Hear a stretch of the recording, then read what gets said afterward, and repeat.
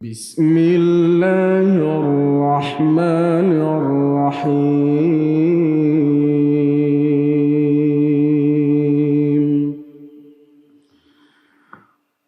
سبحان الذي أسرى بعبده ليلا من المسجد الحرام إلى المسجد الأقصى ليلا من المسجد الحرام إلى المسجد الأقصى الذي باركنا حوله لنريه من آياتنا إنه هو السميع البصير.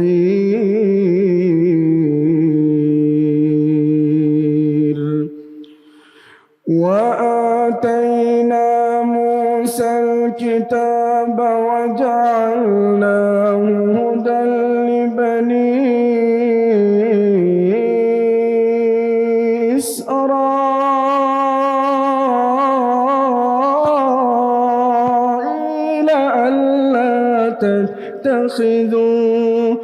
ألا تتخذوا من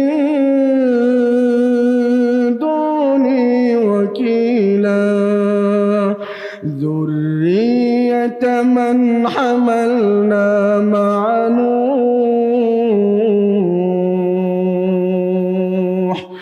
إنه كان عبدا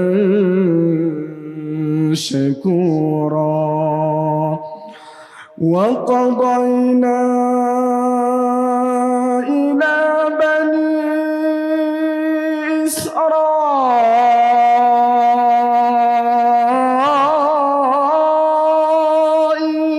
في الكتاب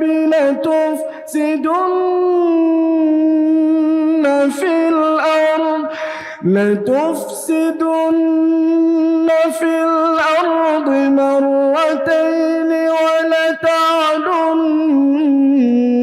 علوا كبيرا. فإذا جاء وعد أولاهما بعثنا عليكم عبادا لنا أولي بأس شديد فجاسوا خلال الديار وكان وعدا مفعولا. ثم رددنا لكم الكرة عليهم وأمددناكم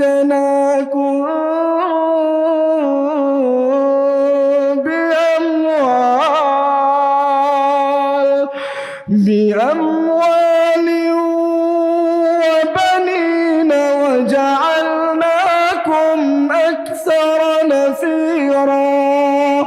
إن أحسنتم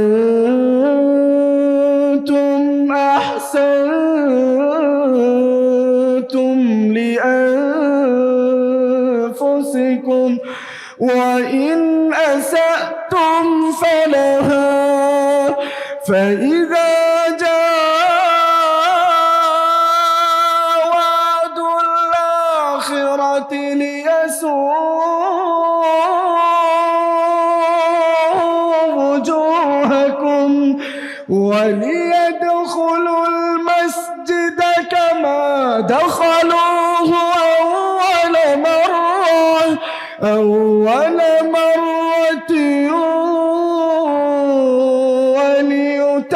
وليتبروا ما علوا تتبيرا. عسى ربكم أن يرحمكم وإن عدتم عدنا وجعلنا جهنم للكافرين حصيرا إن هذا القرآن يهدي للتي هي أقوم ويبشر المؤمنين الذين يعملون الصالحات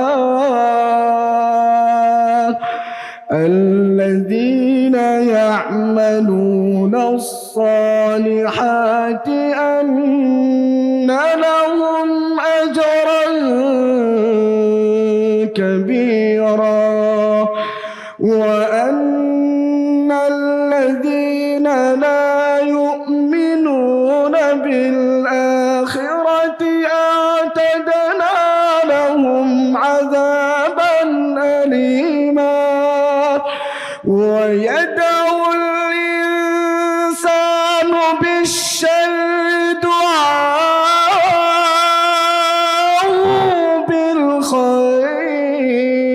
بالخير وكان الإنسان عجولا وجعلنا الليل والنهار آيتين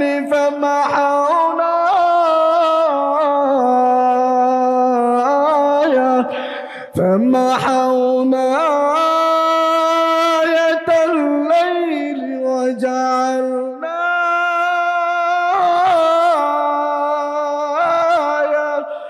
آية النهار مبصرة لتبتغوا فضلا من ربكم ولتعلموا عدد السنين والحساب وكل شيء فصلناه تفصيلا وكل إنسان ألزمناه طائره في عنقه ونخرج له يوم القيامة كتابا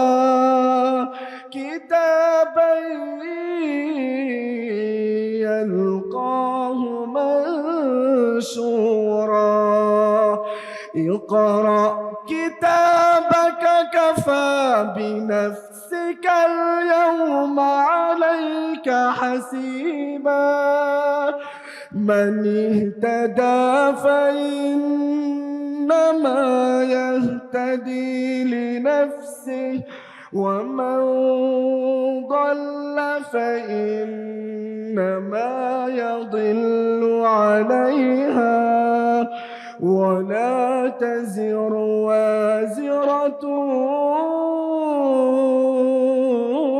وزر أخرى وما كنا معذبين حتى نبعث رسولا وإذا أردنا أن نهلك قرية أمرنا متر فيها ففسقوا فيها فحق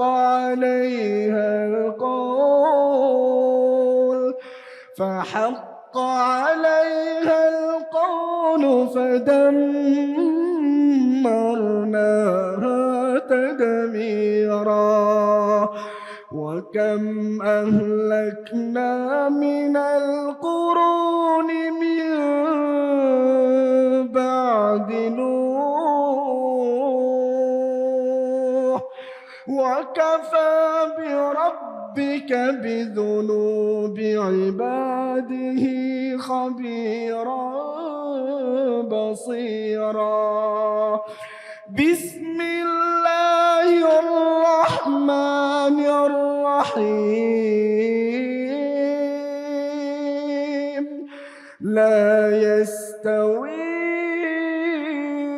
أصحاب النار وأصحاب الجنة أصحاب الجنة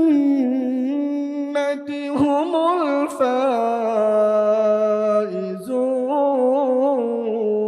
الفائزون لو أنزلنا هذا القرآن على جبل لرأيته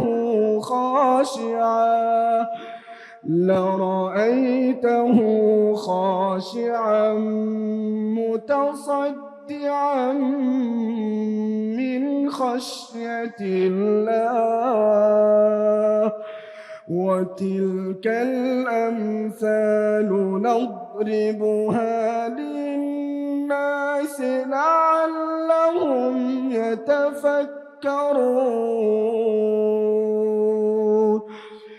هو الله الذي لا إله إلا هو عالم الغيب والشهادة هو الرحمن الرحيم هو الله الذي لا إله إلا هو الملك القدوس السلام المؤمن المهيمن العزيز الجبار المتكبر سبحان الله عما يشركون هو الله الخالق البارئ المصور له الأسماء الحسنى يسبح له ما في السماوات والأرض وهو العزيز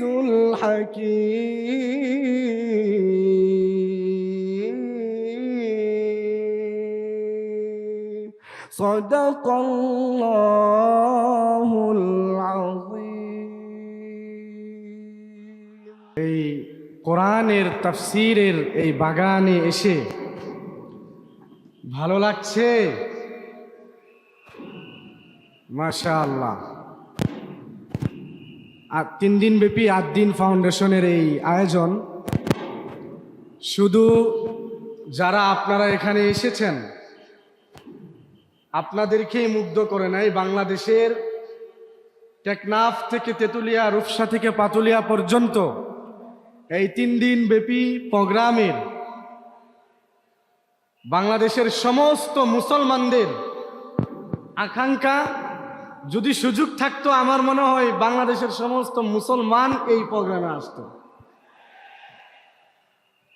এবং এত সুন্দর প্রোগ্রাম আমি গতকালকে যখন কবি সামাদ ভাইয়ের ভিডিওটা দেখতেছিলাম আমার পাশে কয়েকজনকে আমি বলতেছিলাম যে এত সুন্দর প্রোগ্রাম বাংলাদেশের প্রতিটা বিভাগে প্রতিটা জেলায় হওয়া দরকার আমরা আজকের প্রোগ্রাম থেকে আদ্দিন ফাউন্ডেশনের যারা কর্ণধার যারা এই প্রোগ্রামকে শ্রম দিয়ে পরামর্শ দিয়ে অর্থ দিয়ে এত সুন্দর একটি প্রোগ্রামের আয়োজন করেছেন আমার আপনার জন্য কোরআনের এই সুন্দর একটি বাগান তৈরি করে দিয়েছেন কোরআনের কিছু কথা বাংলাদেশের এমন কিছু ব্যক্তি যারা কোটি কোটি মানুষের হৃদয় স্পন্দন তাদের জবান থেকে কোরআন সুন্নাহর কিছু কথা শোনার সুযোগ করে দিয়েছেন তাদেরকে আমরা সকলেই আজকের এই প্রোগ্রাম থেকে আন্তরিক শুভেচ্ছা এবং অভিনন্দন জানাচ্ছি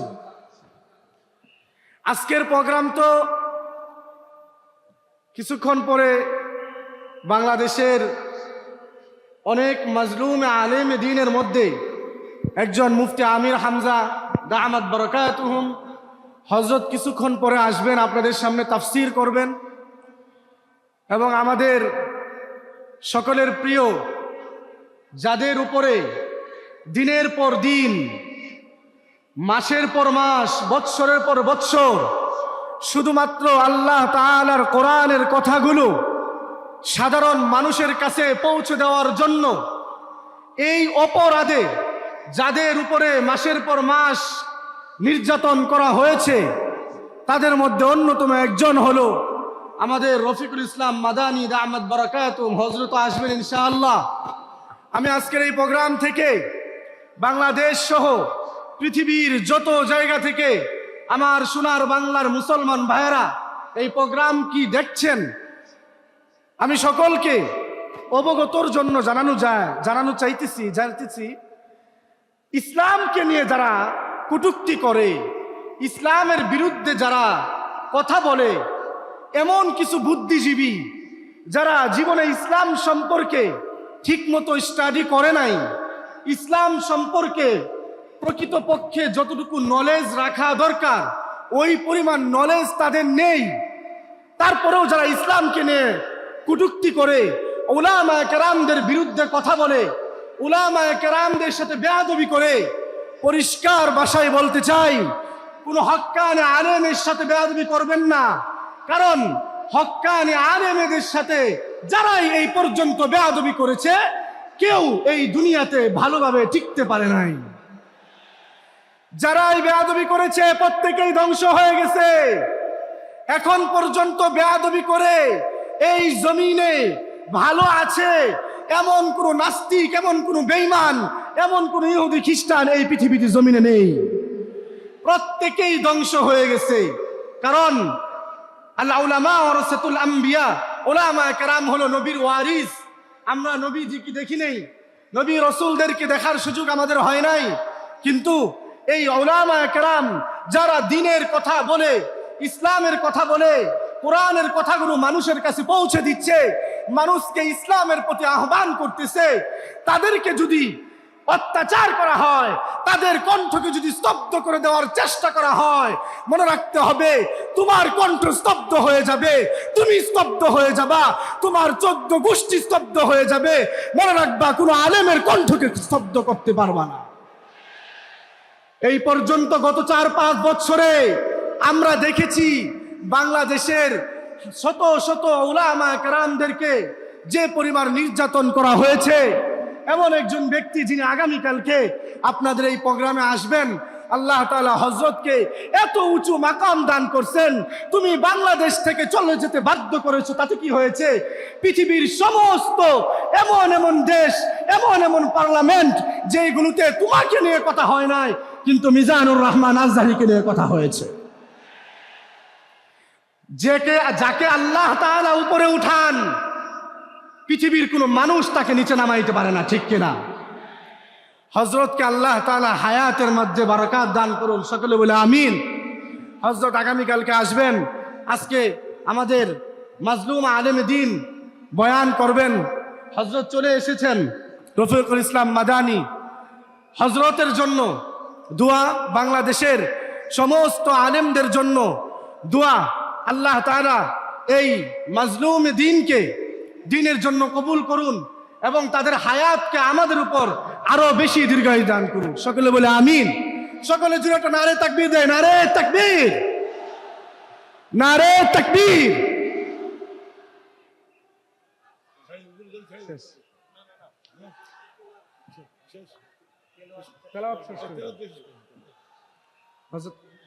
হযরত কো এখানে বসান।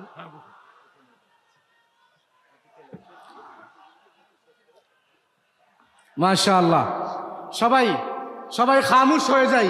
ওয়াইদা কুরিআল কুরআন ফাসতামিউ লাহু ওয়া আনসিতু লাআল্লাকুম তুরহামুন। কোরআন তেলাওয়াতের সময় চুপ থেকে শুনতে হয়, এটা ওয়াজিব। কেউ যদি চুপ না থাকে তাহলে তার কবিরা গুনাহ হয়। এজন্য আমরা সবাই চুপ হয়ে যাই।